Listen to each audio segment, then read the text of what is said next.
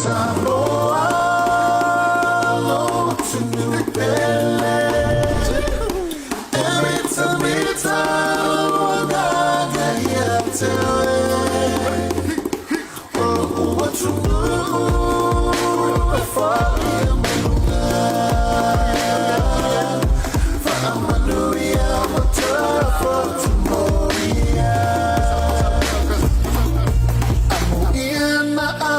Maile fa Samoa,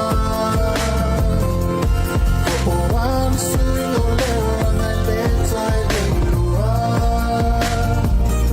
Na amatia uma fife alfa ape abatuma. Oli fisimu amo faya oeta letua. Ole Samoa.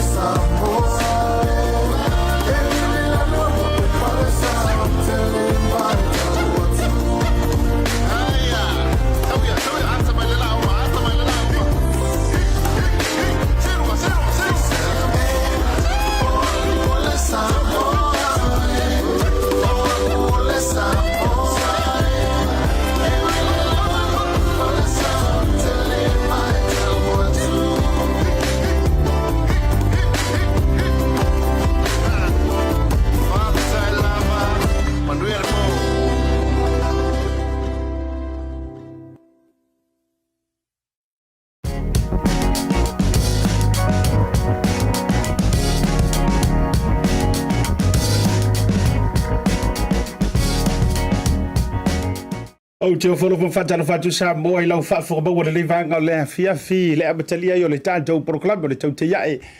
Ia, nei fo ia fiafi o le asonua, so se fulu breiva o le masino iu leiloa whelua se fulu male lua. Malo le folau, malo le whaatoatoa, malo le tauatai, malo fo I le pale le leivanga fo I o le aso. I la tau o manawa ngā luenga, ia, malo le ngā lulue, malo le tauatai. I la tau fo I o le asau ni whai ngā luenga, ia oro sa ilo loto au e te whai meita. Au e te whaari, ia ai tūtū mahali e ilunga, ta pena au a le sifi po I o le nei hafiafi. Ia I la tau fo I o le ua toi titi la fo I o na mai a ngā luenga, oro sa ilo loto. Toi titi la tau seanga. Ia o na whai ufo ilo le nei aso, o le tau au no le nei Asiata Pio Vaoliko le fo ua se e mailunga o le tātou. Penga o whapetalanga me seo pēau mangaru le ea, tau tua o e le antunu pele Samoa I le loto, o le nganga ma le whamoe moe, ea I le nei fo I a fiafi maantanga o fie. Dele niso tātou poro kalame, mana neia me seo whataranoanga, I oe. Tā ua o whaiva ese fo I lo pepe le tātou ofisa nei, ai mua iao na o whaatulou, pa I o Samoa, mai lava I ona, au se I o nei u, me se fo I o le tātou paipasino o ngā ruenga le tua whioi matala le lei, Vaetolo fantu Asiata mau folo fantu. No ia. Fatini o unga whapai o tau mamalu, mau tau tofi. Ea o mesina mau tau ngawhati langi. Ea ele ngawhati unu meina se whapetalanga. Ea e tātou tau whaita whaitalofa ma. Tātou muti tala I le anga le leo le tua. Awa o ia wo fua I le nei aso. Le lei ma le aso mātengo fie ilo soifua ma sa uola vai. Apito o ngā whala u whaafteitele ma le whaamalo I tātou company langolango le Pasefika Family Health Group. Ea I nai pemiu o whapele ofisa I lima wai mahia. Ea I wai mouth le fionga I le tamaita I puresili. Le fionga I le tamali I le aloli I angaru mare mana vai whakaloa na seri ma le lato o unanga. Malo whaaftai le lango logo sue tātou programe. Tasi Market. Ea pia foila o unanga I nai Henderson. Ea whapea po o Messi. West Auckland ia ngā teilo tātou whanonoi Papakura o Saufa Taunga so o se tau mafa mana tua le Tasi Market. Ngā teilo le Pacific 40 ma le aunanga le talo fa voucher mo sau talo fa voucher fai fa tau mo Samoa so se aunanga fa so tai le aunanga le Pacific 40 ma le tau tua le talo fa voucher. Ngā teilo le moto Samoa ma le tātou paumkesi supermarket i Vaetele aunanga langolongo sua le wale tātou proclame le vanga o le fiafi. O te fia fa ilo antu le tātou o te roo le nei fiafi. A talo fai wo ma paanga ma mai. O tau ro ma futa i lungo le tātou proclame le teimi. Ma lo le fato to share le tātou proclame. I le tātou ma lo fa alorogia. Ioe. Lua tātou fa talanoanga. O lea fo i wato ai tau nuu. Iau te ro nei le malanga ia a le fionga le minister. O ngā luenga si o tātou waturo. Work and infrastructure si tono so tātou nuu Samoa. Ia a le fionga ia Olo Fiti Vaai. Ia mai sela. Ia o le pule whaetonu. O lona lima matau le lato whainga malanga ia pani.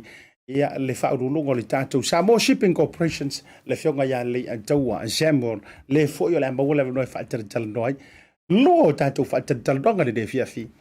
O le amawala vanoi whaetatalanoai le pūlenga. Le pūle le manager le tātou Manu Samoa le na sempini mai tātou Pasefika Games, Pacific Nations Cup. Le sunga Hesed Ieremia I lunga le tātou proclame. Aua te aru ese, share le tātou proclame. Whaawau tātou whaasalalonga, meso le tātou whaasalalonga, pia mai a whaasalalonga whaapisini sinei. O le tautua ma le auaunanga o le Maota Samoa Service Station nei tuanai matu. Mātou te utuina lau sā ma le tele o nisi matu auaunanga ese. Ai le ngata fo I lea, mātou te siakiina fo I lau tāwale. Mātou te sapalaia fo I swau mo lau tāwale. A whai fo I o vai pa o lau sā, a wala te popole. Mātou te sapalaia fo I ea mo lau tāwale. Mo lau nofo silafia, mua, Taupea lau tāwale pe autu. Lua, Taupea lau telefoni I le taimi e utu ina I lau tāwale. Mana tua foi, e matua I whaasa ina le tau mawhatapa aina foanga whapenei. Wa iai foi au nanga I lunga le Pacific 40, e whaatau ina ai le talofa voucher. Maota Samoa, o le Maota mo Samoa uma. Mātou te fia e au na pia mo o Samoa, whawhetai le fio mai, we'll see you again, and God bless.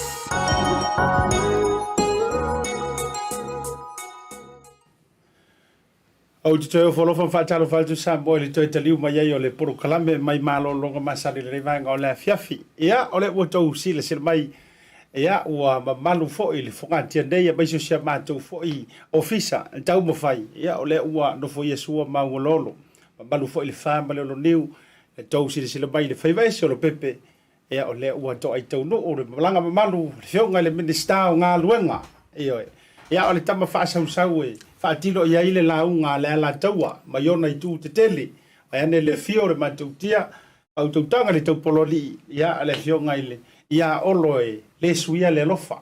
Ia le minister o ngā luenga te tele si o tātou te roi Samoa whaavalua. Ia malona lima tamatau. Ia le pule whatonu fo'i o le tātou aunanga le Samoa Shipping Corporation si Samoa. Ia le fionga ia le Leiataua. Semu o la Phineas ile nei vanga o le fiafi. Ia tula o tua mamalu sa wee. Ia mai ane tawhatafa o le fionga I le minister nei. Ia le anga tasile nei la unga le Leiataua tausia mpora pui le fionga le minister matau nofo fa le Leiataua. Ia ai tula fo I upa ia wale fio le to faoli. Ia mese fo I le tolu o tula fale sualo le mali toa. Ia malu lava ia I le fale manono. Fatalo fantu lo wasase lua le vanga o le fiafi. Malo sei fu e lau. Tela inga Asiata ia. O le vaiti ma le vai malai. Tena ne fo i o le toto matua tatou ala taua. Ia, e whaafelo ai atu fo I le ala valor tatou tunu o yon tūlanga whaalupe, mai lava I le pengaluanga pa ia le atua, so se whakatalanga. Ia, tupu mai e o Samoa, mai lava I maurulunga lava. Ia, se I pa ia mauriti. Malo se I fua, malo fo I le lange maa. Tafutafang leo le matua o le to faoli. Ai talo vantu, ia ola o fionga le minister e le fou. e le tātou office nei o nanga ia ai wan tiri mapu e la fo ile ne fia o fato va ai le e tau mai ya le faulunga foi po le general manager le tātou wa shipping po le o nanga o fe malanga ina tau le masa tātou Samoa a le fa ko va ai le fio mai ale tau po le matu o tofa e le se parangi o le Samoa o fa pese sia mangi le tanga patalo va le tau ya patalo fa tu Asiata tu sai foi o le nei pelo inga ta u ta tu fa ta sil nei tu le as ia le lava loa foi o le sia ta tu atu pele o Samoa ia lo fa fonga mai sia ta tu atu ia me se foi o lo au mau New Zealand nei ia fa pele lo la lan e mo le atu fa tai tele no nei ava no ta u tu ina mai foi mat fa ta se me le fionga le minister ia ini si foi ta u pe aona fa mamlama fa mai yo foi ia wa ia le no fisi le fia foi le manu le tunu mo lo fa lo malo fa tai ia ina nei tau mate lima fai va pausisi le fa fonga le manu lo tele le tunu le fa pe mai pe ia ka karo asia kali o le ko kongi pau nga mingiska mo mai fa tala no mai ai au fa na mo to le pa o si le fia ia le ala tonu wa fe ai ia lo tanto wa tunu ba se fo ofisa nei ia I fai nga malanga ale fionga I le minister ia malana so tau ia le fa fisi pen ming sky ko fisi me tau ai le tali pe le fionga le minister o fe le fa tata mai fai nga malanga la fionga le minister Tautai ia o maua nei ma le mātou au vaasa mātou malanga mai le vai ason te nei atu le malo ia pani I le tūlanga whaerero tātou a whaafou le e anga ia tu nei po o September I le tausanga nei. Ia, ma ka min milo I whaala ia pangi. Ia, ma o mai ma koe kaungo o mai ngei I le aso I la sa len te atu nei. Ia I fuwai le ma koe fo I Samoa I le aso whalelingi. Oh, le nala o tau si le fia Samoa o lea ua fo I mai Japan. Ia mana tua fo o le sa wha mapu e mai la vai le tele o teime le fionga le minister. Le tūlanga le tātou wa fo. E ia tau le tātou wa, I'm pretty sure we have some photos o le tātou wa ia ma le whainga malanga a le fionga le minister. Ia si whaina se lo tala au te roa le la ficha I whailunga si teime ia tātou wata ia ma le tūlanga le au le leo le tātou wa. E mai le whainga malanga me se fo le talinga malo ia panila tau ia. Ia, manu ia mea uma e le tali mai fo ia malo ia pani ma lato ofisa I le mato taunu watu. Ia o la ua lalo nei Hiroshima. Ia le tato au waa. Ia e tāpena o whatino lato au unanga le lato kolenginga. Training so I le whaunga ina o le waa. O le waa e computerized ato lava ia le waa fau le ia watu. Ia o iaila ia tātou kapiteni. Ia ma le au wa atoa lava. E anga ia tuai la tau le wa ale ia September. Ai tūlanga lava ia le malo ia pani ma le latou. Fo I taringa malo I le mato tau nu watu e ma eu fo ia lea fo ia tunu uma le latou taringa malo. Ia mamato asisi la tu foi la I le tūlanga o tātou wa le stemi sau noa ia le fionga fo I le ripule. Ia ua aluka ko wa avo I ko inga ngofo I fa o ngai lungo vale. E fai fa le alo fus pa ulanga fai sau al va. Ia tūlanga fo I le fa o ngala le fai ngamalanga mai I upoluanga I pangpango. Ia o tūlanga umalavala na o lo o whaatino ai le taimi nei ia kole ninga fo ia le au waa ma le whaonga ina o le waa. Ia sa ia ila le mātou whailo inga fo ia ma le minstala le o le vai whafo o ia pani. Ia sa mātou whailo ia mori fo ila ia o le whaftai fo ia le tātou malo sa avea fo ilo whatau waa.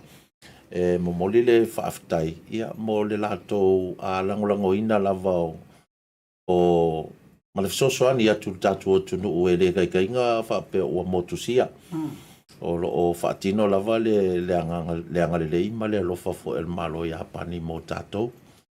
Ia, o le tūlanga lana, ia e sau whamalulu mako whainga malanga. E le ingi whalolonga sa whaia. Hai wei ka inga sua. Le se ka inga sua. Ia, o kauma pewa kumaloka lau vatu, whaafonga na tunu le umi o le launga. Ia, e le ingi whalolonga le akungu, ia, ka e maanga ia la vale mako a whiloa inga fo ima le awhionga le minsta, ma le ia ma le afionga fo le tatu ampasa sa mato papalua ma le afionga e whalava au Perina Sila. Ia e peila va o whaisi le va o iei ia le afionga fo le tatu ampasa i Japani. O fio mai asi whaenga ku Samoa ia ongo lockdown. Ia e mana ia matango fie mea umai le mato whainga malama. Ai se i whaupapo atu ia le afionga i le ripule. E le tūlanga o le waa malanga au malanga la lea sa. Ia, waptaila o fionga Asiata tu sai fo i male. Wapsili, ia whawailolo fo le fionga le minsta. Ia nānu toi whaupopo nisi o tūlanga e tu sai fo i male saunoanga le fionga le minsta. Ia o le matu au malanga atua sa malanga atu tu o se fulu. Ia le to ono i la tōne i o le au waa le e pe ona saunoa le fionga le minsta. E whaatino la tu au aonga ia mal familiarization por whaamasani le operation por whaanga yo ino le tatu sa. Ia ele i tu wa atu mo Samoa. Ia ole umi o lato aonga ia mal whaamasaninga. Ia pe tu sa mal whawa yaso. Ia ole fufuanga le ia i neipea whapea e paleni uma me uma le training ia mawaianga uma ua mai uma vaianga uma o tatu sa. Ia ona fufua le whai malanga tupo le aso se full weaver. Ia ole masini faupo au kuso. Ia ole whainga malanga mai Hiroshima Japan ni anga i mata autu i Samoa. Ia pea ma le lufuru lima le lufuru ono aso. Ia e fufua lava le tūlanga fo le tau, le o le tau tūlanga mu whapea. Ia au se estimate po se whatustusa nā lewa ia e lufuru lima aso le whainga malanga. Ia pe fufua polonga tono setema. Ia watu tuba atu le ua taunu atu tatu sa ia pia. Ia pea tu sa ile marifina ngalo le lei. Ia ai pe ona whafonga vo ia o tatu sa fo lea ia o technology fo umale wutu iai. Ia o ona navigations ia po vaenga wafo launga me whapea ia o masini whaona po nei. Ia e whapea fo i tūlanga umar saunga le mu ia o standards po ia inga uma ia o usta ia uma. Ia whatase la male comfortable fo i le po le no fu le tangata fo i taimur whamlanga inga. Ia lela ui ia pe on sauno le fionga le minsta. Ia no fo ia pe o no fo valele. Recliner chairs me wa pe mfayan fa moe ia to fa ai. Ia o ia fo ilunga mfale ainga matulanga mfa pe ia pe ia o pe mo sina ipu kofi fo ile fa ni on pole cappuccino pole ia moka me pe na ia o ia mai lunga ia masini ia wale.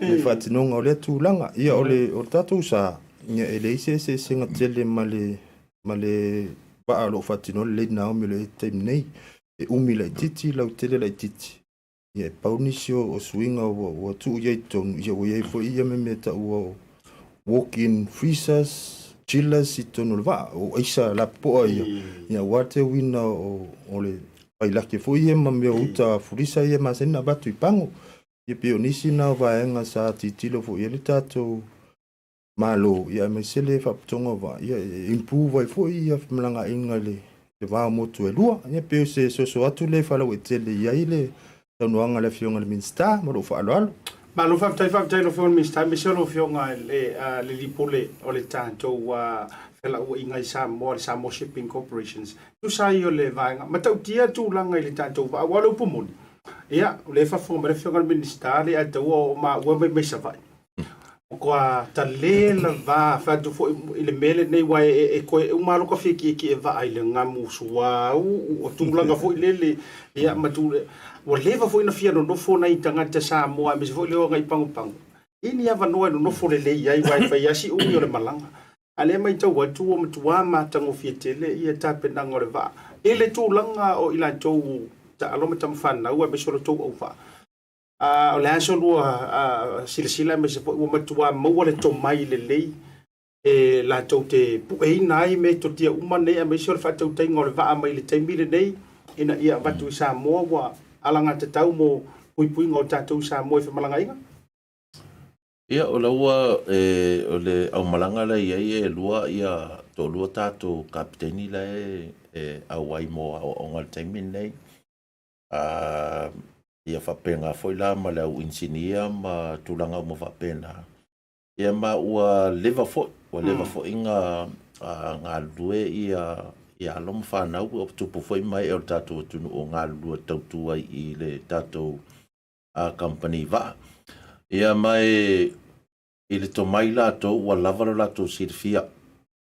Ia le lei foi le ala ua mai ka makua ia. Ia onga le lei. Ia ngā foi la ia hao ia kamalaiki le Samoa ia. Mwhapengala ia o na tufa le ia le silafia fo i le whaongai no va. Pi o le me masani lava na. Ia mai o neia vanoa Asiata whatupe uma watu lava i apani ia le tūlanga o onga ma le whainga malanga lea. Ma eu fo i le leanga le leo neia tunu. Ia mai o le o peon o saunole ia le ripule ia whaisi umi ona tau wha masani ia le wa.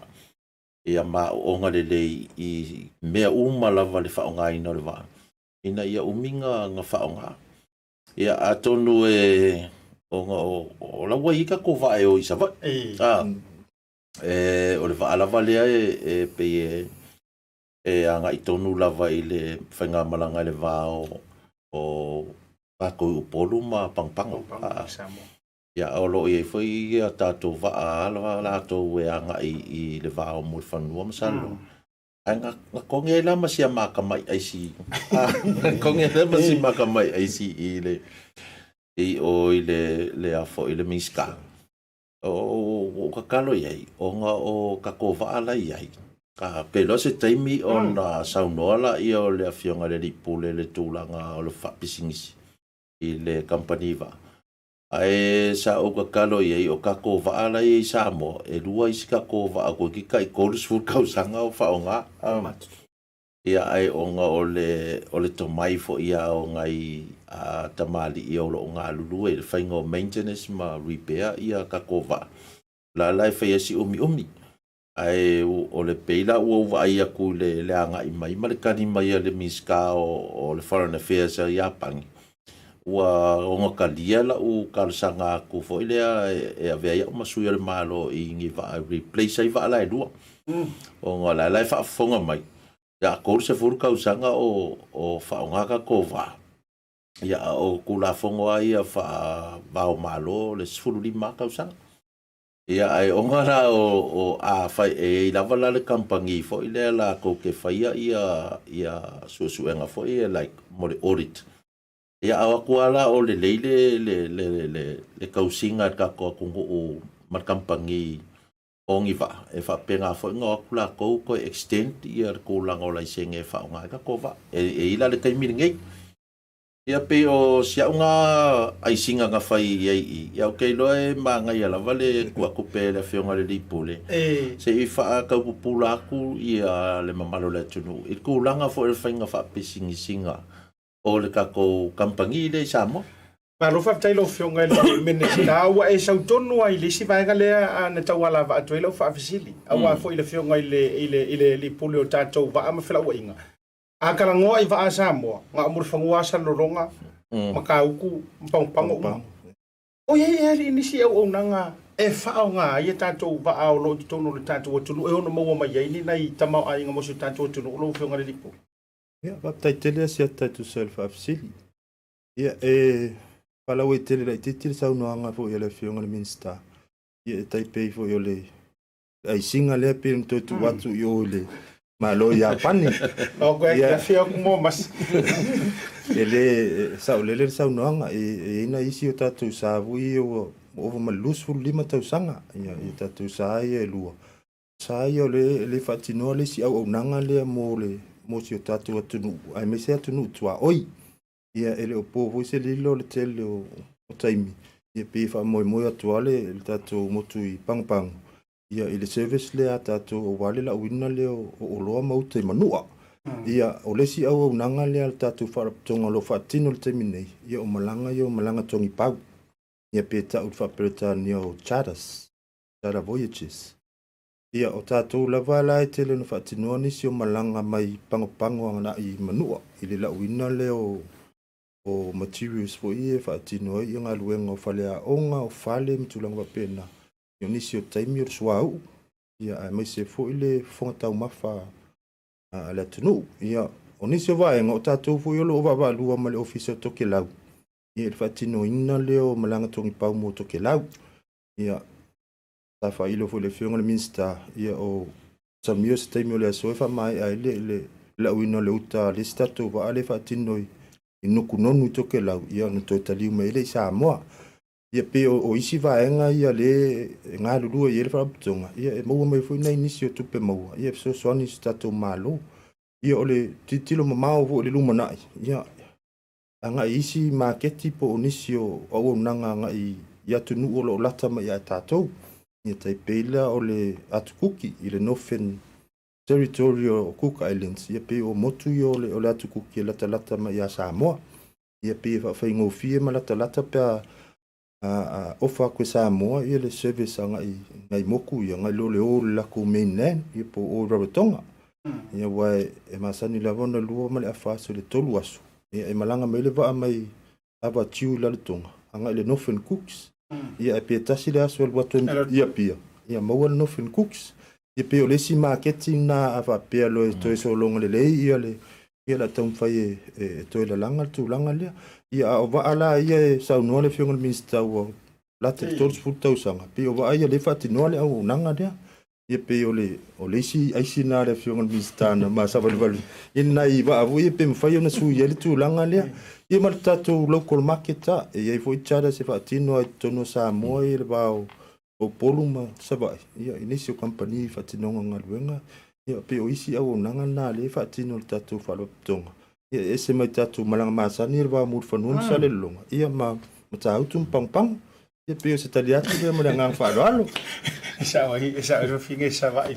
Eke le ala le story o le mele hani. Ke rasia.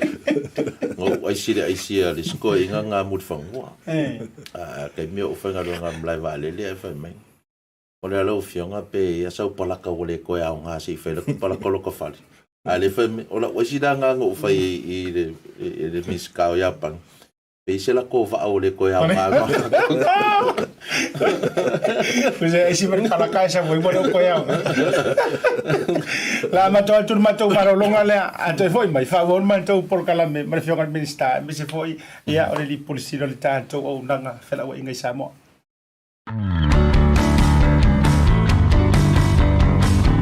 Sa alofa lava Samoa, o au nanga whaare sui fua maloloina nei e te maua I le au nanga ale Pasefika Family Health Group. E lātou te whaia, tui pui mō le COVID ma so o se whamai. E lātou te whaia au nanga lau tele mō ainga. E whātou no ina foi follow-ups so o rawa se taimi. Lātou te whaia au nanga lau tele whaare sui fua maloloina. Tūlanga I ngase o le suka, le ngāta fo I leo ngase o le wha I tulou. E whesoa ni fo ina I whai titia le tau mawhitapa. Lātou te ao ina fo I peki live hantu medications mō lau ainga. Lātou te whaia fo I social service referrals, food banks, le ngāta I lole au nanga le MSD wha Better Wins. Lima Waimahia Avenue I Manrewa, Weymouth, ia po le tasi toruono Queens Road I Paimiua. A whapele mwhaio na e fio mai, e mwhaio na maha tobu antu lo Maota, pe te wala au le numero le nei o le overu se lau, toru lua o toru. Le Pasefika Family Health Group, number 1.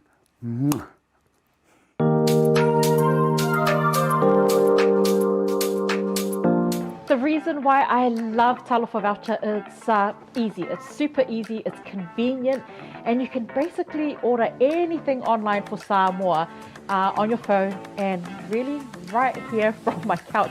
It's that easy.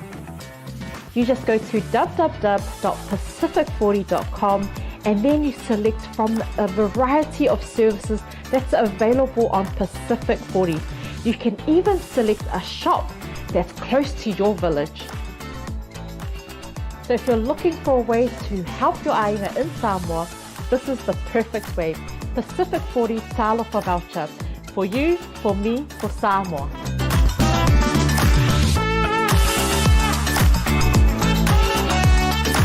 Whaatalo le toi taliu mai ai o proklame ia i tātou malolonga me se whaasalonga whaapisi nisi.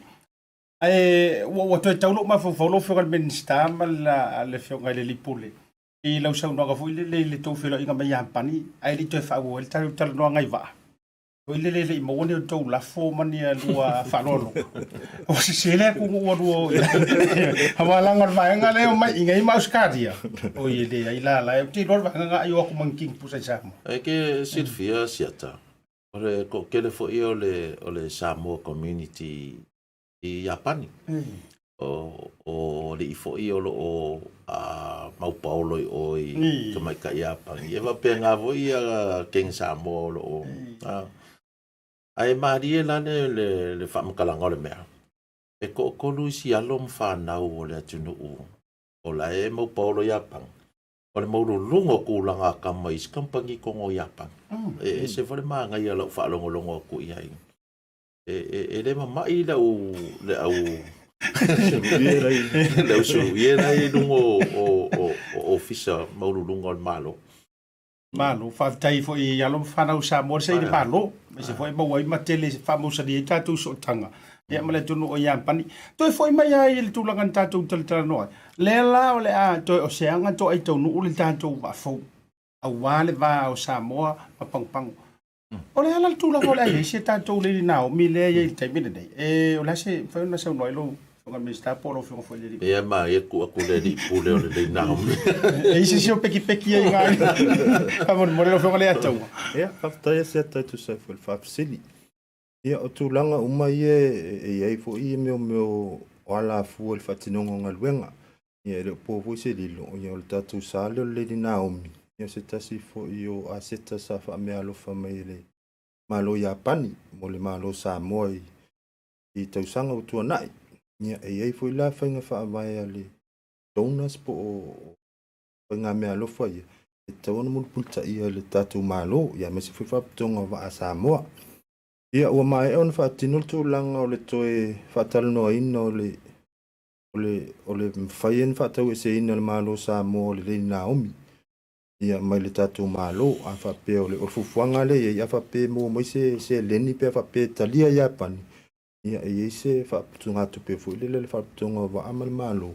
Ia, awale lo mana i manui o tatu sapo wa ai whewa ia le sio nei me nei walu lumana ia le toe talia le aisia le fionga minsta ai fa pe e o to fa tau to va ia pe se aunga na le ia fa pe talia me malo Japani le fa tau ese atu le fa tonga va sa mo mal malo yo se le ni umma mo mai ia me faile na tu no so so ni wale le lumana i fo ni si va fo e fina ngalo malo fa tino ia pe ole o tūlanga nā le wa fufuanga ia le tatu le Naomi ia wa le mwhai un tatu tau fia ia le ise me whaonga iai ia mor si le fia fo le maru le tunu o iai le tomai voi pole in kalesi le me kau shipping ia le lopo se ava noa lea ia mo whalo alu e mo e sanga va ia lo mana ia whaptai le tūlanga le te fia whalo tele lo whionga minsta Ia, o ngai kua kula vai le vaenga ngā ia o a whapea loa e le o Inkalesi e fo ile se paia. Ia o le ilaloa ia kula fongo ia ua whaango kolo. O le kulanga ngā kaipenga ia le kako le di Samoa lua. Ia kusapo le alkako kilo fo ile le o la ele le ia ai o kula fongo ia a whapea. A ua umalo ia le whaango kolo i lalo le si. Talo fai. Iyo. Pai mau pena se be fai nda talo sanga mai e se tu malo vo e ti poro ki e fai. Ava to se fa e tonu le. Vai. O i va whaango. Iyo. Fai tu langa fa pena. Ia yo le fa tele ia a o tato ia mata u butau i fela ua inga. Ia me se fo yo le shippings ma tu langa fa pena. O tau wawala mai se e tūlanga o tātou whela ua inga la nei, mai se o tātou kako zuma vaenga whapena le fo o toi mai tala pora zuma whasauni atu ia au kuso. I se fufuanga whapena, mi se o tātou wa ai sa molo whionga minsta. Ia e kele lava ia vaenga fo ile o le o ia ima fo ngal ke mingei o le si e kulanga lava le o le kongkar so ifo ngai Samoa. Ia o le mangko fo pe fa fonga ko fo ingisi fo e mahamala mai le kulanga o le inflation policy kanga o kau o lo. O lupa senge le nga si e. O le afar nga ko lupa senge mafua mai la le kongka o loa. O le kako freight o le kau o vaai va koe kako o loa i Samoa o le kaimingei o le ua kirkilo fo ila mako ma le mako ka ngaluenga se fainga e kau o mai ila lo kau o freight o le kaimingei e pe o la nga ia le freight forwarder i ngai ia e o foi la fai pisingisi pe o aliki ma mau mai sia ma le usenga fo e o avela ko container i kampangi va ia ava pe ala nga o le lua ko container ia e ka ngofila kamanga ma ko i charge mai ai le kau ako ai o le la o ke ma fo le ma le mako am ka ngaluenga ma ngai alo ai au mai fa kasilo le ia le freight ta Samoa i lalo le ngo Samoa e suila kula fongo o nga fai foi le pe o se gateway foi le e ui umama i lalo le malo ai inga ia ke le volume o ai pe o menga ngai kilo mai e kampangi container o ke le volume ko mai foi lalo le kau ai ala ki fa penga le kasi lo container e ke alusa o lo fa longo ko ke minge pe ya wa se me wa ongo afe New Zealand le container le alu sulfo mai le causa ai pa penga le ko afe ma ko afe le mesai o le ala ka ke kilo se awala e ka ko ke ka mo fai ai so soangi ka o loi i Samoa ka wala la le mako official mako foi sector e avakoi se kulanga fapenga i lo o le mela o kilo i ka ko fa nga malo e ko mo fai foi le ka fa pa u lalo i QK o lo ai pe sa o live kala ngol piko nga o le o mako mi ngoia mako inga ia au mai lalo le ka o le freight o le ka o mai a ko ala ia o nga ship lo le Samoa o le ka ko Samoa ai inge ke i o le ala vai fai le so enga ma le study o le menga ai le fa pe o le a fa ingai ia fainga pa anga fo i le ia ka ko freight forwarding i o kilang ia mala ko pa anga fo i Samoa e le ia se fa inga nga pa anga le mea o le ka o mai fa kasi la lo i le e fa o nga le ngo Samoa inga ia halu lola ia o le volume ma ko ala le e o mai lola i o kampangi va fo le pit mai ai po la se la ko kau inga ia au mai ai lalo le kau olo kau freight au mai lalo ma kau olo e o ngai ma fo nga ai a fa pe la vo le ale kulanga ai ia o le fo ua ai ngai si fo au wala kilo ai o le va kulor ka ko va contain o le ua kilo ku le plan B nga ai sika ko a makala i le mele a fa pe fo i e le leile mele ka ko a makai e alu ala le nga ai ale ai do o plan B o le va ai onga la ke kilo fo le fo ya o le cost o le operating cost o le va e ka fo lang ka ko fa ke i le kulanga ai a fa pe o so kwar kamale o le mele au mai fa ka safe rates yang ka ko adu lo lenga wa le ko ma fo i mai i ka ko official le o tau le official o la uli malanga e o tau ko stick o wa ya ko e le ai la ka wi ko wala me le i ma le la o si o la ko ka kalo i ko i ma li e mai singa fasi poku se i fa i me le ba ya ka banga pipi ko ruma ngai fa tai fa mani noina fa tai fo i mai tau atu o lo ye le pule manga fanga fa le fainga o por kala me fu nga pena i tau le o le venta tu tama fu le nga pa fanga ro sa ro le o metua le si solo muli metula nga o le ye fu nga fa tia lo fu nga mal tanga ro ka to me mai i le o no tanto tani fi siringia tua toe o seanga to Tasi Ieremia so male afa vai aso tala loa ia roko waku tala ma to no se ma to le wa mana ia fo ile fa lo atu ia mai ser for sanga lo fio ngai tu langa tanto malai fa lele ma tu langa fa pena o la ofisilia tu ina tu le vanga le o ani office fa lele fa nga malanga le temile nei o le ua matua currency tu tonu mai so fa nga pa anga ina ia mo wai ni pase se fetu tu nai ia o ia fo inisi company fa lele o tau fu ia mo hava no tu sa mai so tala ta tu por se lo fio nga minister. Yeah, okay, ole taimi nei ngā le New Zealand ma le Fiji Airways le ngai mo New Zealand. Ia, o la foi la e kuuala i New Zealand ia ma la tautu la fongo. Ia, tala noa mangisi o kampangi vale le foi e fio soki au kilangi i Samoa. Ai ngā o Australia la lewa iei le kaimingei. Dea la ua umanga o saingia ia la senge commercial license ale Qantas ia o le Virgin na fo wei ngā mari Fiji Air ia ma le direct flight tale New Zealand mai o Brisbane nga ia ku Samoa ia ke aulanga i le kirkira ko le kaiminga i ko sa ua whaai kampangi mai Australia nga i Samoa o leala o ke expect se competition nga wale ia whai kau wakar ko whalea I le merenga ko ia ia sa ese foi le silsila foi fanga malo karuai. O nga sa ka mo fai la vai fa square ka ko Samoa Airways. Ia uile. Ia le wa le se kulanga fa penga. Ia ai o ke lo wala va ka penga ia foi ia ka ko valele. Ia mo le anga ia ku Samoa. Malo faftai tele le tūlanga o le whamanino i ngon vanga le.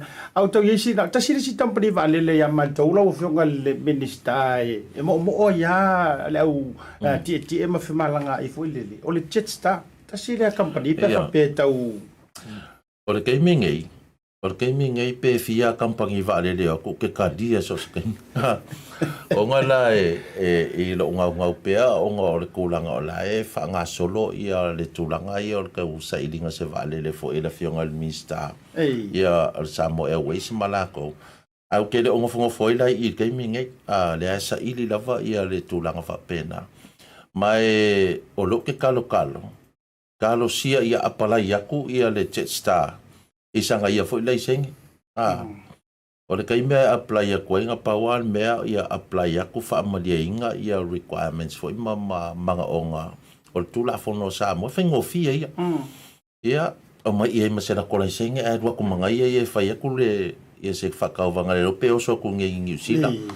Ia o le kulanga la ia. E kele kupe al malo i kawala kako malai valeri.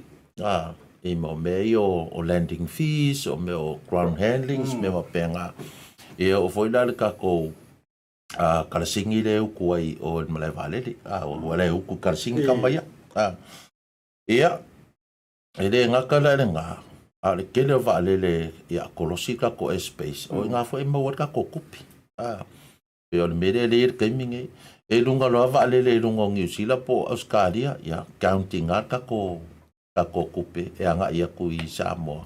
O ngala o charges ia le space. Ia o ke le ala vale le anga ia ku Samoa. Ia o ke le fonga ka kupe mau. E le ka ukuria su eska ko vale le. A le ese le si awala e mau ai kupe mau a Samoa. Ma lo faftai ele nga tele mo tupe mo. A le mau ai fo yo avanoa mo le to tele i lan tu nga lu. Au tata noi foi le tūlanga o le au nanga e lau whafsili te whiwsiringi ai lau whionga i le pule o le tātou shippings. Lau whionga le antou mesi o lau whafsili le pi tau out of I mata upo tātou tala noi na au nau a fo iso uleanga o lau whionga. E lo se whaurunga mo le wa maua mwhawna o whatala noi na i runga o Portugalani. Sumtanga ruenga. Dela la le wo mana toi. Se whatua lau whafsili lau whionga le antou. Mai ile fesuia ingo fainga malo le transitions lea mai si o mai isi tangata sanga lui lalo fo o sisi fainga malo sai ai ia le la o sui fo ile fainga ma au sure experience le tūlanga mai si o o le swinga mainga o le kapeneta matai ulu ia e mai se fo yo solonga le leina ini nei whawhitauli ma tūlanga whapena lau whionga le ataua. Ia, haptai te le whionga Asiata ma le whawhisiri foi. Ia, ilo uia tangata ma lo uia ngalue mai ei. Ia e usta ia lawata ia la le tātou mālo Samoa. Ia e te tautua i le whainga mālo, i le mālo. Ia e le waitaimi foi o tuana ia o tūlai mai foi lea whainga mālo. Ia sa tautua le mālo. Ia te au lai leise swinga tele ia te au. Ia le futu lai mali nei whainga malo. E te tau tua lava le malo. Ia te au lai ia te pivuna le a wape e se lo ma faufaunga i lau tau tua. Ia piona i elen whawhita aute. Ai ia uala malo u ele ia i tele se. Ia e maasani fo le tau tua i nei la fo i tamali o le atunu sa ia i mua. Ia maasani fo le tau tua ia olo man nei whainga malo wa iai. Ia ele ia tele se swinga i lo nei tangata i le whatinonga ngaluenga. Ia pea whapea lava o lau kou ma lau aim. Ia manuia Samoa mon tangata lau tele. Ia o tatonu au ia. Ia o ai lava whainga malo. Ia o vai malima nei e au na mo Samoa. Ia peo se... Malo whawtai. Whawtai Leiataua i le whalis whinga le minister. Whawhel tūlanga i lau au whainga luenga. O le halau na tele so taimi e tautu e whamanatu e tautu nalo tautu whinga, tautu nalo tautu tiute. Po la o whinga ruenga ngā o vai mga switch al mea, switch lo fo i male alu le anto olo. E antu langa le o whinga ruenga mga pena. Ia, waptai mo le whawhisiri. E le whaingo fie tūlanga ia. E pe o nei whawhisiri Asiata. Ia leanga e le opo vuise lilo ia o a ingo tausonga o mea umasa e lavu i tū. Ia i voi nise le o whinga ruenga o uso tu whawhine o leo fo i le tu. Ia, ai a mamalama se mta upu. Ia, whaingo fia, ia mwha moe le ri. Ia, mwha moe ai le ri. Ia, miuma wa a whina ngalo lo le li whamtala i le. Maho whauma le loto tangata. Ia, na whaingo fia le whatingo ngale. O ngaluenga, al matou au whangaluenga ia le shipping. Ia, ile iei me te wha le tonu. Ia, sa ave whaal tu walalo, ia tūlanga umwhapea. Whamaio ia tūlanga. Ia, ma le au whangaluenga le malo. O le au whangaluenga ia le malo. E tautua mo le malo. Po ai lava whainga malo tūlai mai. Ia, e tautua le malo. Pe o se so atu lele. Sa e foi mo lau whawhisiri. E sa u au polo whaka le minister le vanga lea. Ia, e mo ia le kala foi sa u whaia mua fo ia. It takes time for ilea e malama mai ia nisi fo i o lau whainga luenga. E ne ngata fo ila le shipping. O whainga luenga o malo. O le kele o le au whainga luenga. O la le kongo le age for le mid-40. Ia, o alola ngā mawhanga o le atunu o sa vatuale ia lo ngutuma le afi. Pe whanga ngau mai. Ngā o pe anga le HPP sa iai. Ele o iai la se la ko experience fo ia ngi fisuia inga o whainga malo. Ai sa iai al whainga al keimingei. Lau a makanga o ngā lako sila fia. E foi kai me uma koe le fast la ko ia. Ia e kulai mai ia sesi foi whainga malo po si paki e kai ia le tuno. Na la ua lako sila fia peon me la le ua sau noi e Leiataua. Awanga i o e serve se paki. Serve the government of the day. Ia ma la fo o vai a fo ile ia o ke le kaukala fo ile o ke vai ia kanga ka fo i le fia pa lo wa adu o la wa i o nga la ko malama le de ai e kai me su i fa nga malo ia la uma nga ia le fa nga solonga fo i o le tulanga na ia o le sia me ia le i la sekta wa ka kala lava ia le tulanga fo i o fa urunga o pulenga taitasi ia e whakingo la ko ngā ruenga. Ia ua ka fia foi le ke lau kaimi ua ka malolo ai foi le. Ia ngā pau ale me le mau ke karkalango ai foi mawhaururunga ngā pau ale me lo fia i loa a waku sa uku o lalo. Ai alo la ko le akinga enga o le pulenga ma kinga e molu manga. Ia la lau whaingo fia si mako ainga. O ngore ainga piko sida le anko kele. Anko kele o ngai ainga. Ia ele se e iwa ia maka ia pulenga. ai ringa mai pule nga ia o manga ia a sa o la vale au wala se ka ia lai fai ai e fai ngofia ma lo fa tai lau fionga le minister wa le sina la fa fasili e tuai a fuai tu langa o ngalu wenga fatino mai taluna e Tasi masina le mo ia le ato tele el to se fu bua tau le tau sang o le fosa vadi se fu bua ai a fua tu I talo sanga e masa dura ma tu fa longo tu taluna tu le bele to o lo moni ia lo tau tu sila talo sanga ku lo le fai puli ia fa mo le lo feo kan bing skase ma ko awala le mal e uma e to tau o fiel fono o fai pule le ko mai ko fa ka ia le o fai ai sawe ma desi manga o o wingo la utala lo fio ka le pista o le wa e sau e tu la I le matanga wenga o pomoni la vai to titi pe o le fatu le o tu la ngol fa ta valenga o por kala me uma tonu o Samoa o ai ni fa fitau ringa sau o ke lo ke sau ko yiki luas fulu fast fulu ka usanga pu lo uma le to tele nei ile ngai yo inga fa ta inga fa HRPP o e ni nai fa vitau le sau mo e wa o tangata opposition le ka so mai te tono o la opposition original la vai tono le e se vai sa no lo fo ole kulanga ia ngai mo ia o ke kau kala la male fa lo alo ole e mire o ke aku sa fai manga o ngol pokiki ole kai mingei o fai manga o ngol ku e ku kusala e kia fai pule po I ko malo lango ale kuangai ma fai pule ma I ko malo lango ale malo ai ala o kala mo sa fai o ke le kau fa ka dise I o la ko sa ngo mai ko ngole ole Maota le alu ala fa solonga o asisinga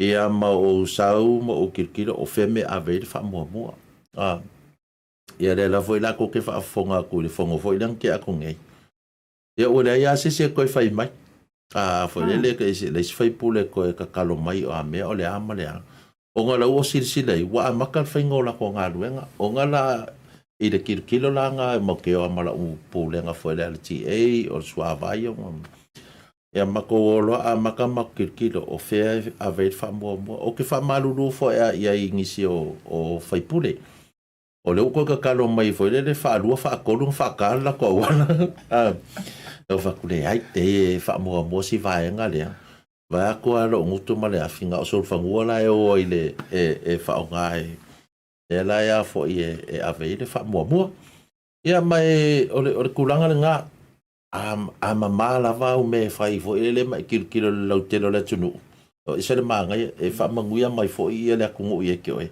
ma ki de yanga manguia lo fa tai e te lo ese le matango fieto e malusi o lo sa unonga le na fai nei lava e lo por kalame o le memo mo sa fai mana ongor por ki ya a or te bil e nana o io hina ma ua o te futal no foi ma leva o le fafonga me foi se ba tu maro ia ka ko wara la fale dua ina ia me se foi a sa tu paitia a o tu lai mai ia nai fai pule mo foi le tautai o le swafa foi o le to fale vai malai le foi sai mana tu na tele foi ina lua tu le tuangai ya o kangi mako karsanga ia wala le se menga e se ala o le taimi ana ma to pulo HRPP ia ile termina fio to ia lo tafi o termino foi na no mato vai ai lo wa sau ngal a o mele na ia ia na matua fa la vai ta wa sa ma su tai a ma tu wa o ngai a wala alo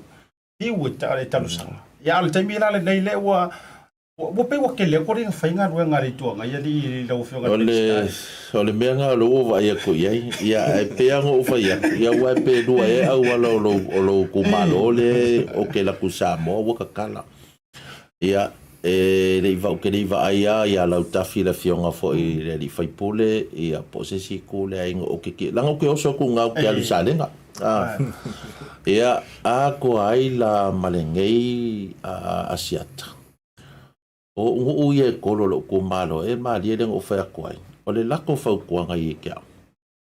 Olo ia e alu e kaukua le atunu ua atoa. A kokoe pe fai awala fai men.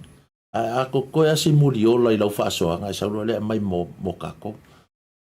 se o lo malo si ai la unga luenga o le ku lalo se o ku malo ia lala e se ka va ia ku pe ngai muli o la foi le ava ku se fai ni me lo ku malo ai ade ai lo ko ka pe lo moli ai se fai me lo ku malo ia se tau fa to fua muli o la ia o le vai na le sai li mal io e mo la ka ia fa mo ia u le tai lo se le li mal le o no le tanto tai mi la fo taurunga maya la fionga le minister se usaunanga ia ona si uile le fionga ile pulo le tanto wa shipping se Samoa ia taurunga le tanto fa tanonga le vanga le fifi ia o le fa aftai asiata fo wa mo nei la o ta ko ke ko e fa so ai ia me se fo ile ngai kala vai fangua I mako ko o Japan ia o le sa mai ai ona o le tulanga fo ia o atina e male a fofuanga fo tato malo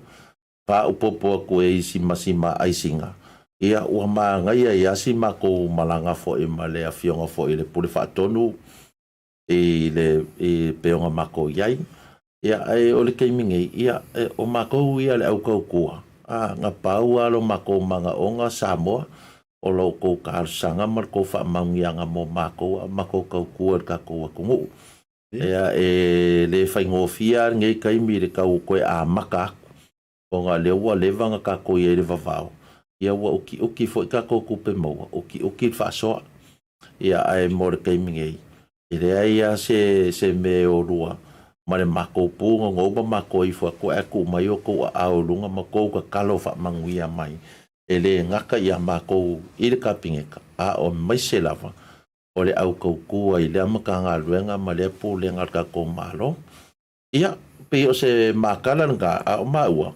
masalo pe ko e lua so mao ia ka ko felo I fo ile se si kai mi pe a I luma ile lo fo le tua e fa kai kele lava mangu ke le inga ia whasausaunga sa amoa I ngai a vahanga le aso. Ia pe o ngā maua le mawangoa I kafkafangi. Ia o le makua fo I o le kalainga I Asiata, ma le whaalualu. Ia, maro whaftai, ia, Leiataua, whamai upo masani ai aso ua le whainga malanga tu mua mapuli. Ia. Ngau le tila, na la fo le manono, la fo atu e, te wanu ngamaya le lua sase lua malau minister. Ia, haptai tele Asiata tu sai fo le avanoa. Ia ele fasilia fo se whamtalanga Leiataua. Le ua tau noa le fionga le minister. Ia o tatonu fo ua whetau I fola. Ia, hata le tonu nei tula. Ia le nganga lava le whaftai e tu sai fo le avanoa. E whaftai fo Ia Samoa wau, ia I le lango sua fo. E pe ia on sau noa le fionga le minister. Le ia vai malima nei a wartau tuaina o Samoa. Ia ai le mawhai ona matu whaati no ina ngā luenga. Ia e au noa ma se lango sua. Ia me se fole te talo si a tātu atunu. Ia pe se toi so atu le pi a matu ai sau noanga matango fia le fionga le minister. Ia ai whaftai tele mo le avanoa Asiata. Ia malo a whaftai. Me se fo o le uto pule whamunianga wa le fonga mai moa le tātou atunu. Lau fionga le minister. O se whamunianga fo I le tātou o unanga nei televisi whasalau le BluTV.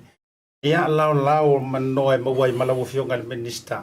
Ia me se foi la o le ua ta tonua ta mama tila fai ngai le nei e fia wa fio mai male o le fatono le tanto o unanga shipping si tono Samoa. Ia o mato fo I vele nga mutia mato popo o le fala. Sanga yane ai o le tai. Ia wantu langa o lo o fata maswali ia e fatou tainga o le fai nga malo a manuia maunga manuia fo ia lau telo na tulu. Ia tele o tauloto le angor kaimingai. Ia o le o tātou whāngu ngota ia whi ai le tele o le taimi a me se fo o so ina o le soifuanga. Ia ai tu le to'o, ia mamau le to'o vai au wale, tu tau mo ina o se o tātou tulu lo whionga le minister. Ia me se ia a whapea umare au le ia li o whaurulunga o tātua ngā mamingi. Oi ni sio la moi pe via paro kai pe manga ya fo ni mai ya ko ngole oi olea ia tanto tu malo lo oi mai te fa wa un manto porque se manto tu un sei pouco fe me le fionga me ça aussi ia te fa un proclame pe foi mai fa salão fa business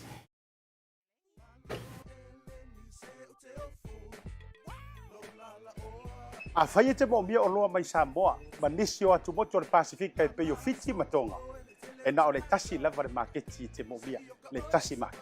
Tasi Market, ele ngata I fua whatoanga, e maua fo I a te, maisi me tau mafa mai le moana. E pei ona ufai atu. E te maua uma o loa mai atu moto le Pasefika. O le talo le te sila mai ai. Numero tasi lea o loa sa palai mai le atu Olo Fiti. Kako karongi ue fo ia yasoi. Maua foi le umala mai tonga. E le gata ilea. Mo ila tau e fia le tātou tama o le whai.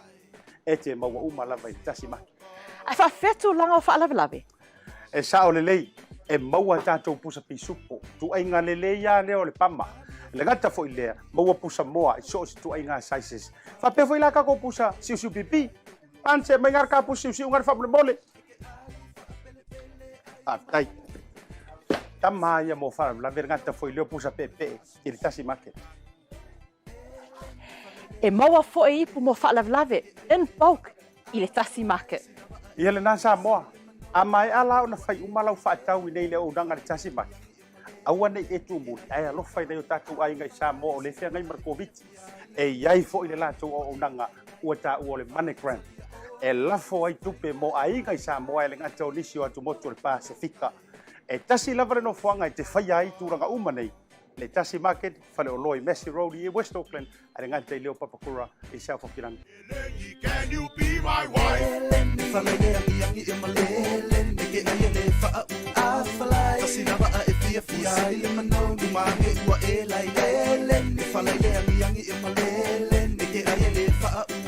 Hi, my name is Sora and I'm from South Auckland, Manukau.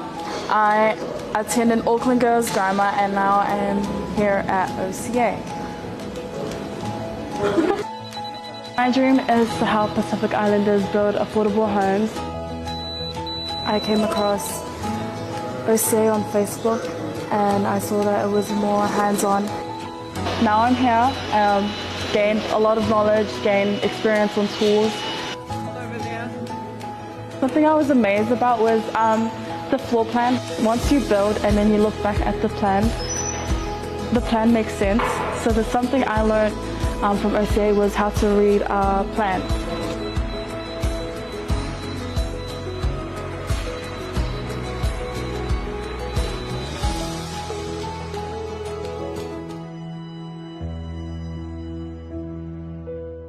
Toi whawhele atu Samoa i lau whaasosauga le reivanga o lea fiafi le toi taliu mai ai o le tātou proklame. Pese fo le tātou whaatalanoanga.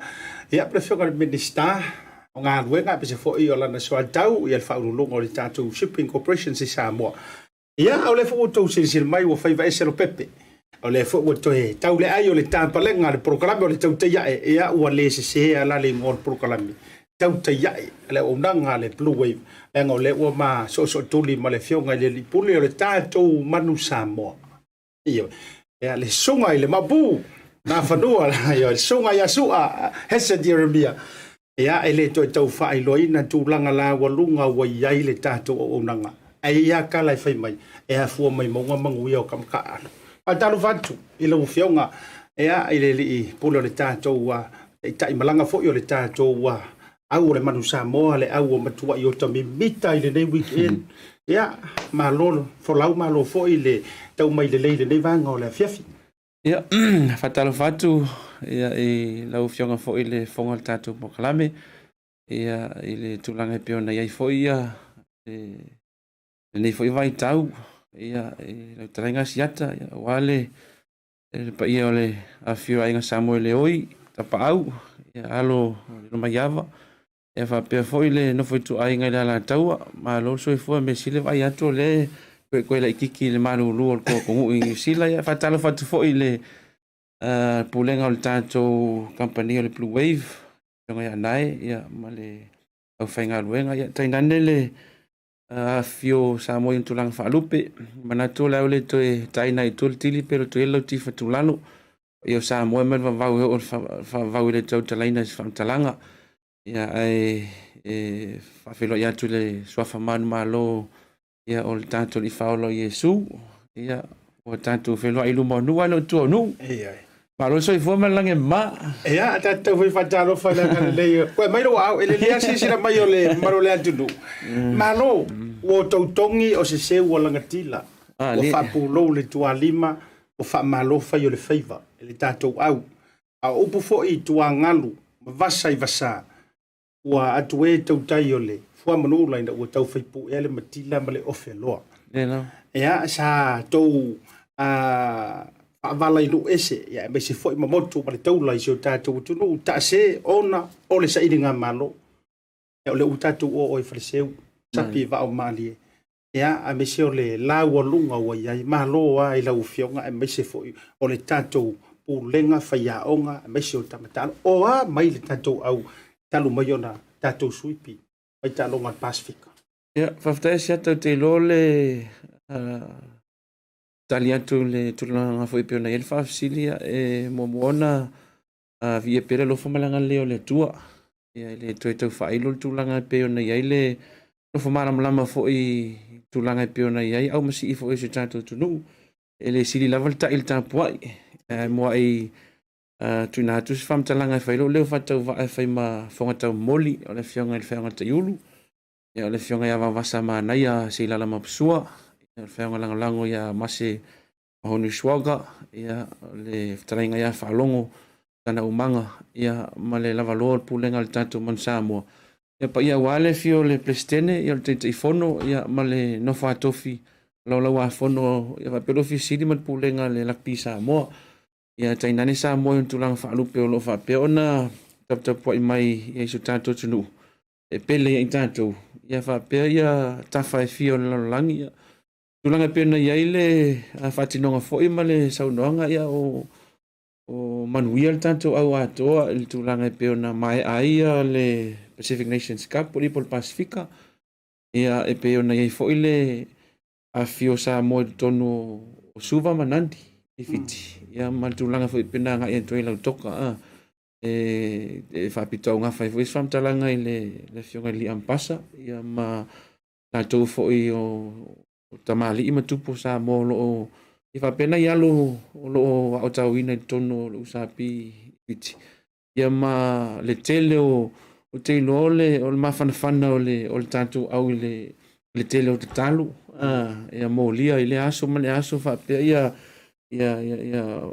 tulanga o fe autostusia na au inatu ia mai la tofu na vala au atum tal no atu fa malusi au ia o le tātou au ian man Samoa le toi tau whailo sa oile ingo o le tātou proklame Tautai ai.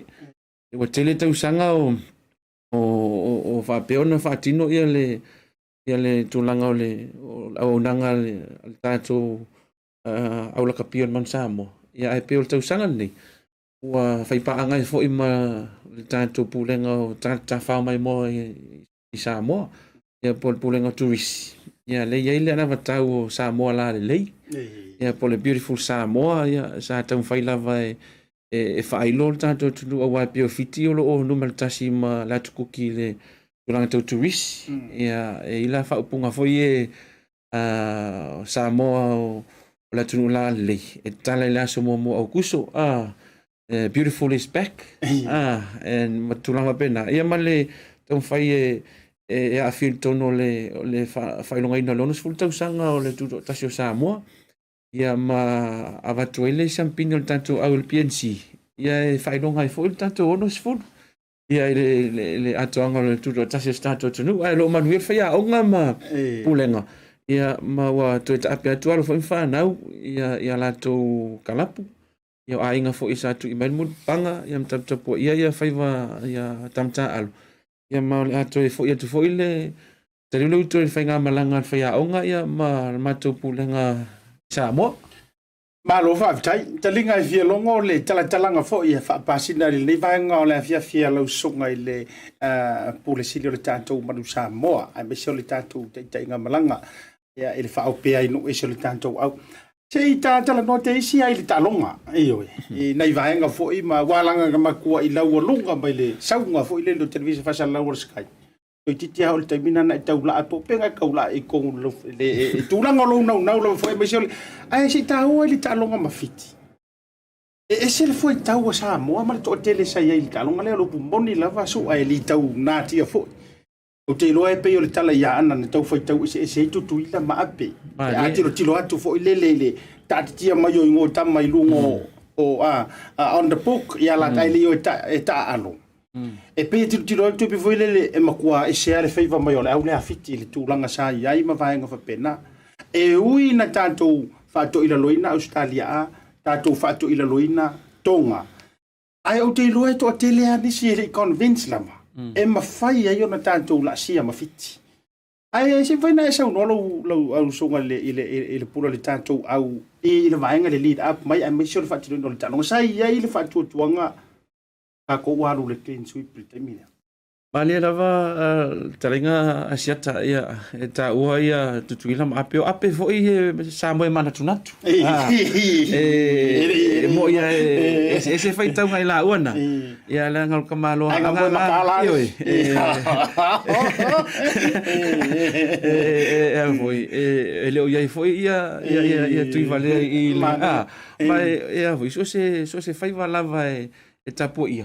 Le fisiringia e manuia e pe tu langal na e tau fai loantu ele o fa pe fo i o ngal kako au o na o ma tau o ingoma matino e o fatino le fa mo mo no o la sa malanga fa tasi ma tanto tu e ta fo la lang ta po inga pe no fa tu te mi so la ta fo sanga ele silian ta po ele fa na se ma a tonu o taimi voi va pene ia tofto foi nei tatou al tatou fa tua pe laona tau fa tatu ia me patino ai tonu le fatinonga o tatou au a tonu le ua manuia le tulanga pe na ile tonu unga le ipol Pasefika ni foi tau sanga ia avena ma taulanga e si ilumo le tua ile nei foi vai tau le fainga tau Tau ol famai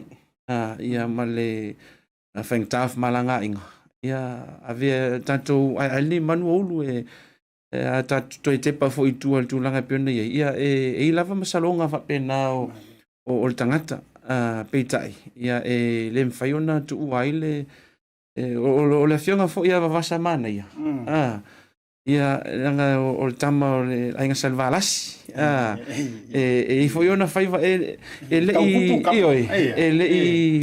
fionga li fionga taiulu le ia se termina fa piana na mo el fatu tu mai lava la mtanga le fatinonga ia ona ia o tanto tu no ma walo foi fa na usa tau aveina le ia o futau por la ia mansa mo il talonga fiti ile na ola to la ta alo la e ta alo fantasi mo la to tupu anga ainga ma la tunu ato Mali. ia mai afa pe fo i ole e ni masalonga nisi pe ona ta ua ke ro pola uli ola pepe mala ko nga o fui ba o mala ko la ulinga tonu wa la ya tau tau me moga oi pai ia o me anga fai super kapi o le level le kala ngoga ko o le international e wile ia ele se tu langa e so ona mita ai e pe ona fai no atu ia o la sanga le nei avea o se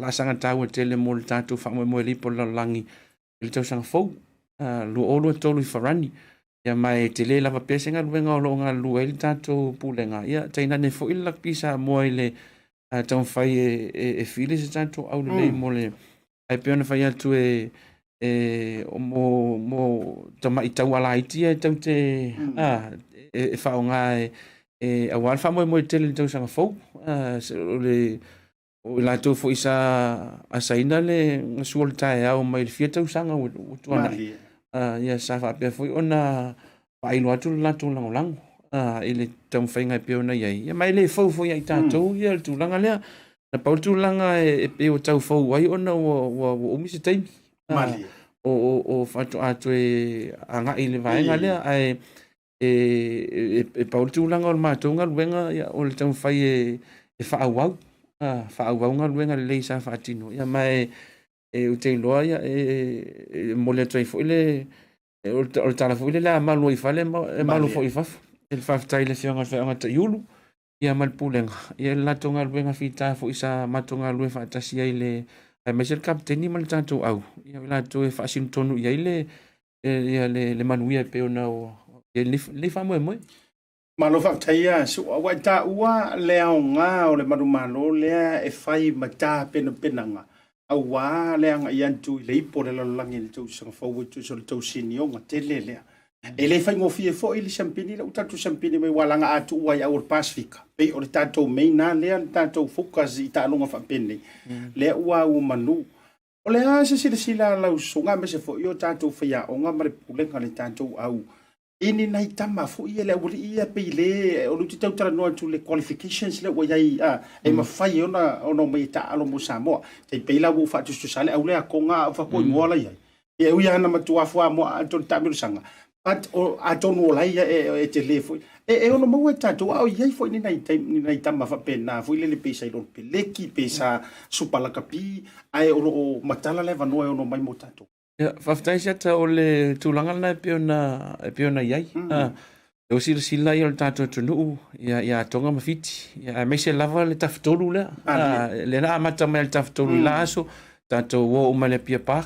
E mata tā longa. Ia le vaitaimi fo i o tūla e mai niso ta maali i longa i le lakapi nao na po.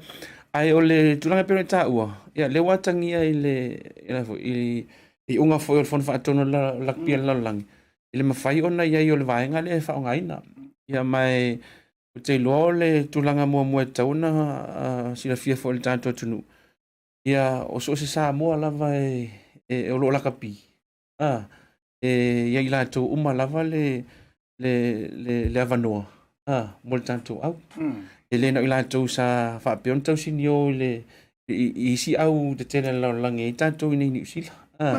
Mai e tani hatu sili. O lo iai. Ai o le filfilinga lava ia le whaia o ngama le tātou pūlenga.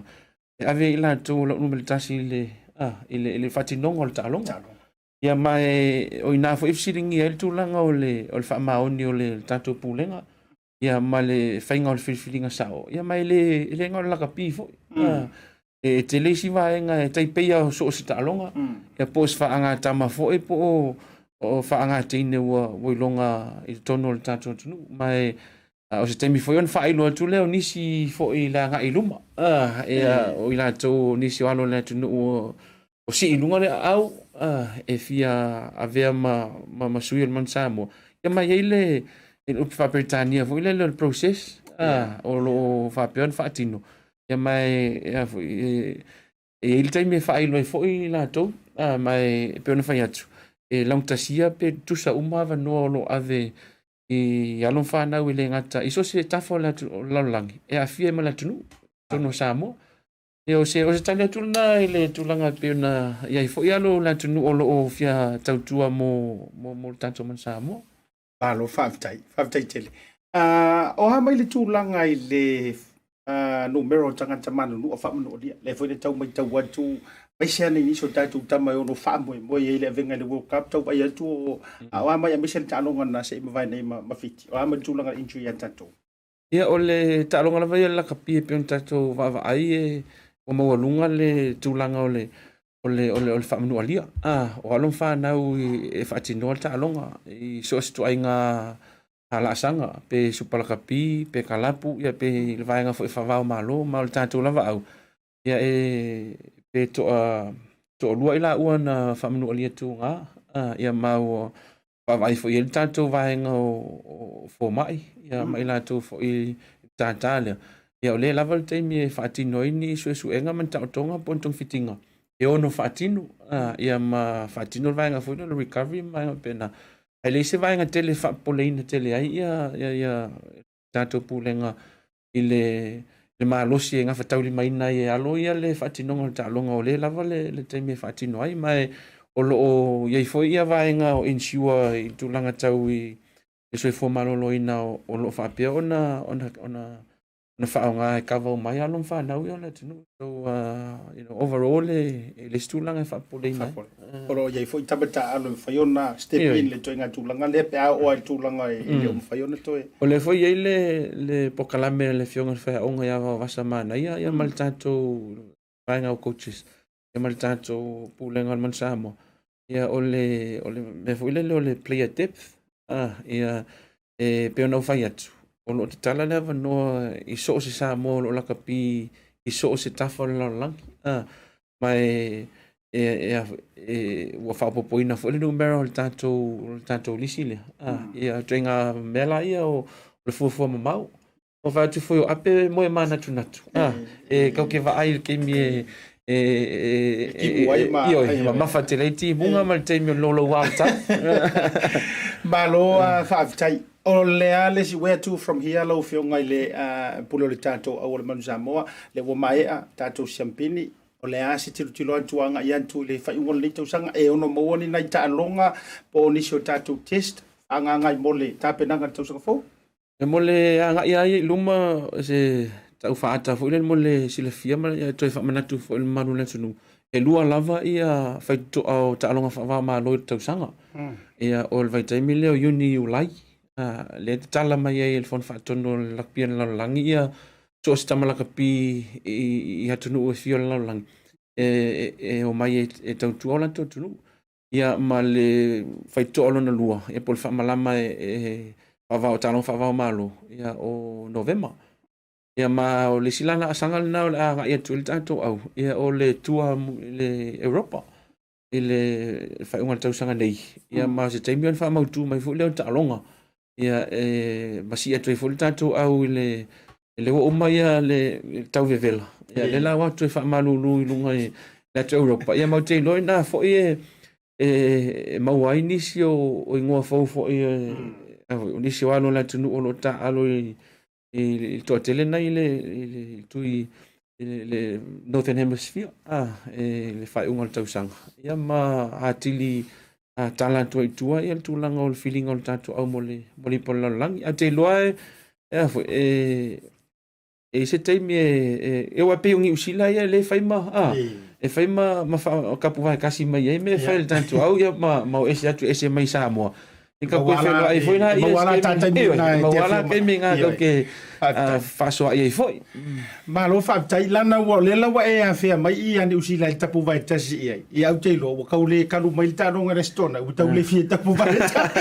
o le mai i te o lo enko fa pule o le tato au tele le manu Samoa o le sa u foi tau ye o makua tele le talo no ngol ta lo ngala o peleki ma test le wa so lai mai langi le o le asa o ye ni me mana na ye tupu mai ye le ta longa mo le la kapila vai e luma na i awani vai nga o tau la peni usila eu te lo le o ele te mi foi le monopolize au tele ia le il tu langa o ta longa mai a fa pe fa le ton pe to ilalo foi pe fa ina ma lolo ia se au tele pe o tier 1 nations e ni usila o ina lo atangi ai lo ola lakpi ma ia ma a ngai mai fo il Pasefika ia e pe o fiti lava sa il temi fo nei tono fiti ia pauanga me kala ngoela tu sta la fiti la ko au lo na lua ia le au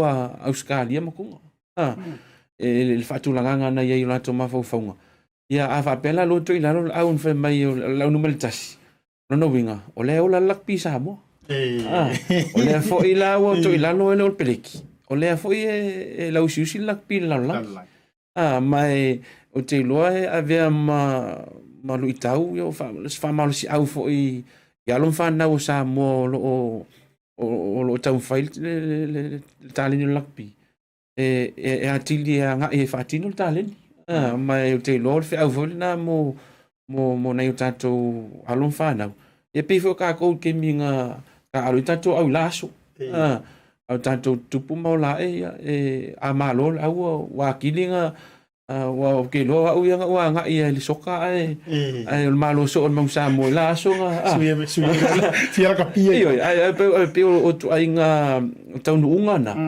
e maua e pe Vaetolo fafsili le talonga lo peleki na lo atangi ai e le ngau ko ngi sila lo la kapia o le foi la kapina ko sa mo ma la kapia la mi la ko tu sale o le tau ala do ia na la lo yo ile you know ele lei mo la kapi la telenga o na lo tanto lo ai ma mausali ele o fa pito tasi se au ia tau ave ila ton man malo mai e atangia foi I o leo se el tanto tu langa wa nga I luma tanto langa leo tu se forma tasta tu Mana ia. Awa pe ona a matamalia campaign al tatu au latau sanga vasolo sa tulanga sfumal fala lang.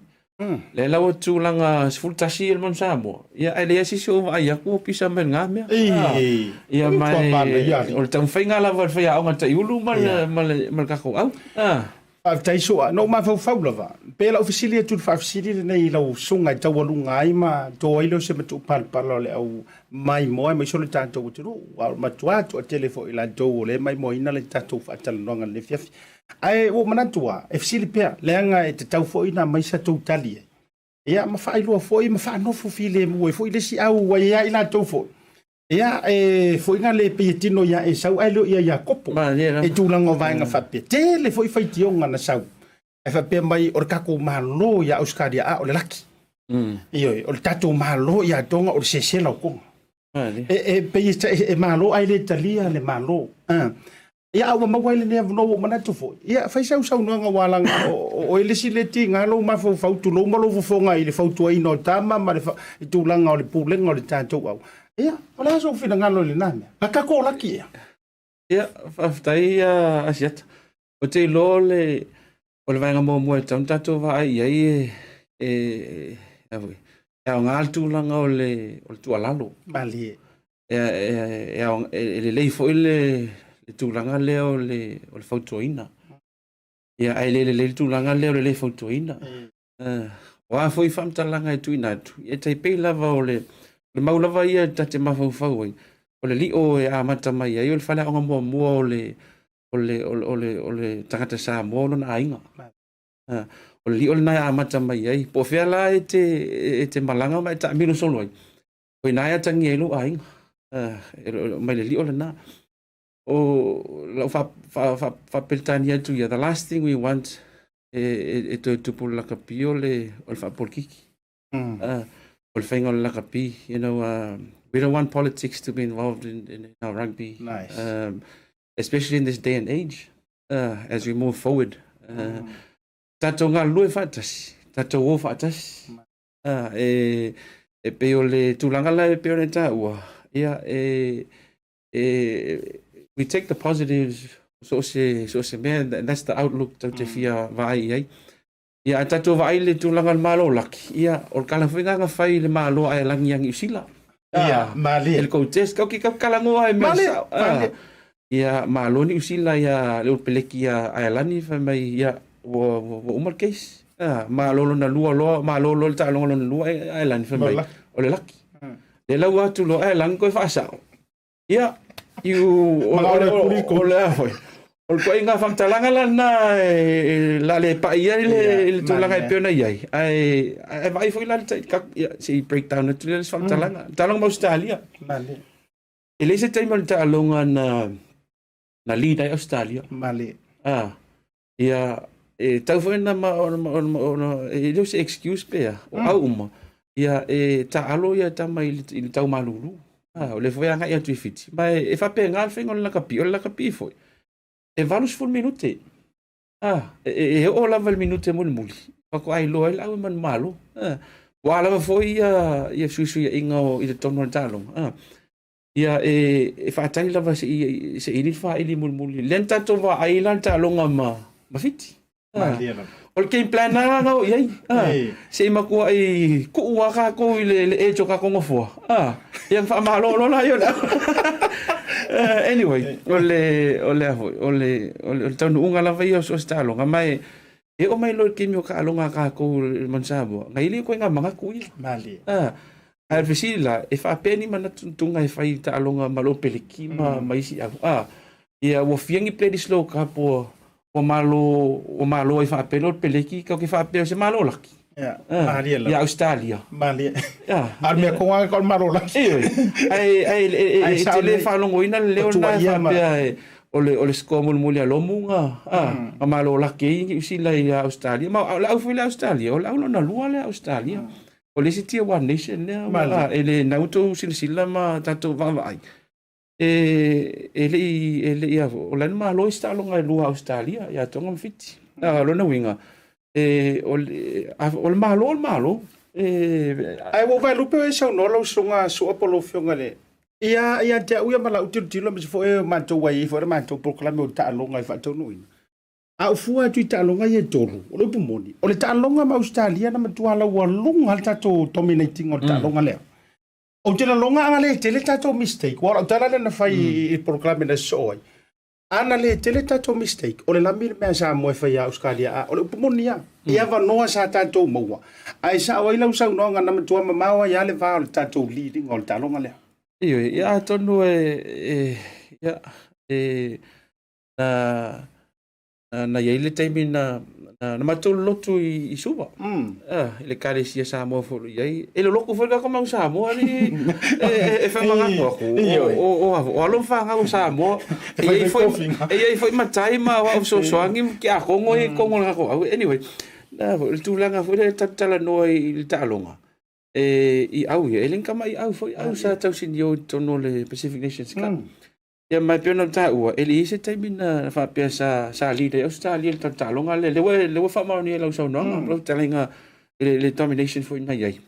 Paual tu langa wanga il talonga na mau tato man malona. Ai o te loa fa pe se ka longa nga laki ka ko. O ka longa mafiki. Nantonua. Ia langa ele o ela se Olisi mega ke musu pa ia se famtalanga. Pa pe on au palangi nen ka alo. Ai le ma fau fa pe ave se ia ma fau. Ai pa me no fi lo sunga sua. Oi fi ele wala pisu wala ngai sa oi lo so no. Ole a wale a Australia. Ia vai la ia hot. Le sa ka alo ka alo. Le nga ko a mi mai le len ta alo le ta alo na umat Australia ma England. So ole wingal fantalanga. You know, it's an 80-minute game. And whoever wins at the end of the whistle, when the last whistle blows, that's the winner. And you know, to us in the professional era, in any sport, you know, a win is a win, and we take it. And if there's any luck, you know, there's luck in everything we do. Yes. And we need luck every now and then, but it shouldn't diminish. You know, the efforts that have been, you know, and especially the perfect efforts that have been put in there by the sons of our country, and not only in the Manu Samoa environment, but also in any sport that we represent our beloved country, and especially in the 60th year of independence celebrations. You know, Paule tu alalo ya ele fi tu lima fu le ma ai Paul fe au to e fi fa mana tot. Ka ko nga lui fa kas tu mai fa tasi wa ko loko ma fa o le ala au to aver fu asamo ia o le fa ko kala ka ko poda si ya kusu le ma ko ku fiki au si usi ku di si fiki e palasia va le kai mi uma aso uma ia ava pela fi tongi sa uma ka ko so swangi le fa la no inga sa ia mai se kala nga ka ko ala va ma ko va kula la manguia yo lai pangatia ne tanto tangata covid malo fa tailo songa I li polisiro le tanto Manu Samoa. Such a wonderful presence for our 60th birthday. Adding to this year, such a beautiful year for little tonga tato no suto sanga. O le champagne le tanto Manu Samoa. Le vo tongi le to ma o to mo a winner for. Tu langa le la le le o tato tunu. A wala le to no no to li sia fio mai. Lo suga fai lo leo ma ngol tanto au ia le nei fia ia la si u tanu tava ia ai to se matu pala wal tanto tunu le fia ia fa tai se te lo ia o va no le au maua ia ai mai se le o lo itau lo fe ngai ma su tanto tunu foi ia isa mo lo tu mai mul panga ia mai lava tai tai o tanto malo tai tai fa la gandu tai nane ia tai tai fa kalesia ia wai yo na fai atu yo Samoa le tunu tofi ia tala tautonga tala tofi Samoa ia o le tunu foi mamala ia ma le tunu foi fai tio isi taimi ai pangale ia o le ase tau fainga foi ia le tanto man Samoa ia wa uana o le falling vai ai o na luenga fita ia sa fe ngai mar fe ngata yulu kapteni mal tanto au ia leo to Taupea tu ia itu manu fia o latu ainga ma kalapu foi o lo sa ile manuia mo ainga ia mato la fole manuia I Samoa aso toi vai malu puenga o le fo sila ma se ana pea se wanga i se tam fainga le wa o tatu au ia la fo tu langa wo ia ia vi ia le le mafai ona o tatu au fatino e no ma sanga ia mal tapo inga fo o tatu tu no pe ona fai atu ia so se fai va lava e tapo ia le siling ia le man muia ia pe lana ia fo nei fa mo ia talsia ia vea o se si foi la sanga e soani mo le atina enga atilo la kapito no Samoa ia maso o iluma i le fatinonga fa mo e wa pe o le taun unga lava o taun fainga o le e te patau la ia ma fa fonga o le pola langi tau sang fo ai le lava taimi ia mo le 12 tai te le lau tapo inga Samoa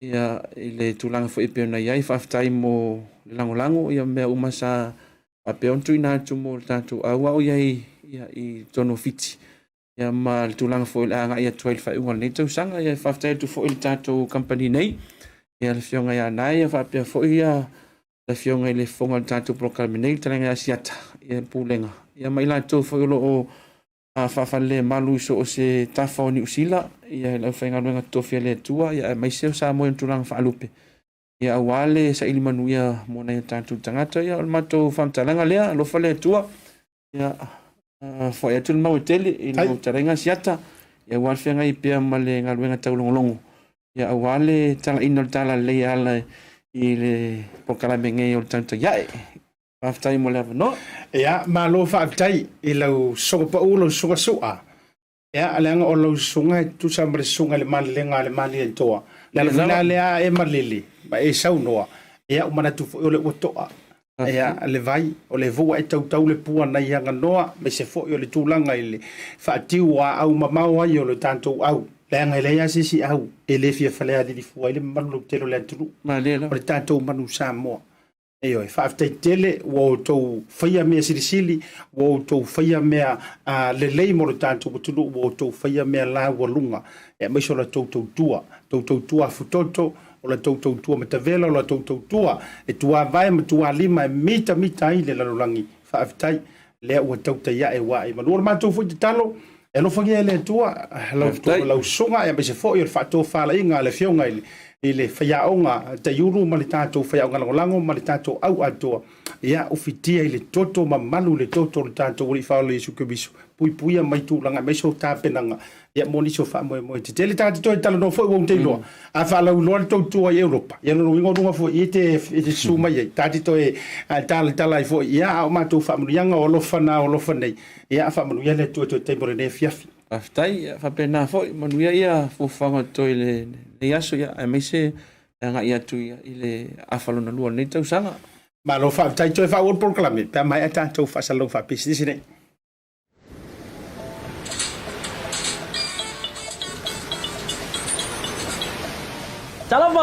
Talofa, my friend. How's everything in Samoa? I hear beautiful is back. Back and more beautiful than ever, brother. People are social distancing though, yeah? Oh, yes. We're pretty good at that. And is everything open, like restaurants? Oh, yes. Wide open. Do you know if the hotels are booked out? Oh, it looks like there's a few rooms left. That's good. So what you been up to, my bro?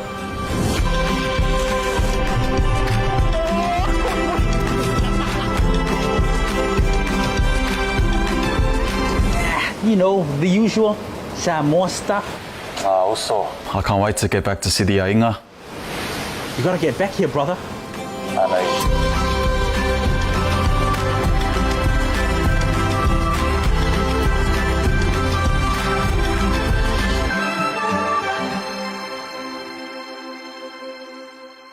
ia le na Samoa le tatou proclame na le Tautai e le vanga o le afiafi te loa o madua i uta sasa ma to fa sasa le gato le fasoa tatou minista ma le faululunga o le tatou o nango fela ua inga i tonu o Samoa le fionga ia olo fa pe foi le fionga ia Leiataua ia e me se foi lao le sao le sunga e le manager le tatou manu Samoa o ia foi o le pule fatonu le tatou au malanga le manu Samoa le sunga sua Hesed Ieremia ia e mati ai ma faa manino ma faa malama nisi fo yo vaenga ile ngato le o nanga le matanga luenga a o le tautua ia ma le lumana i o le tātou au ale manu Samoa jo o se lima ma wari se whapuponga ia i nea soiluma pe ato e taliu mai le malangatu i Samoa o le la o kama e ave le ipo le sempini ia au wā na i o tātou tangata i Samoa tau uruka i man proklabe le tauta ia ele nei vanga o le fiafi whamangaro se la manga o le tauta mali la foia i fonga Vaetolo le do ona le Asiata Pio Vaoliko tātou whailo ai le anso tai au mo le nei e fiafi alofa tele mo oe soifua mai amanuia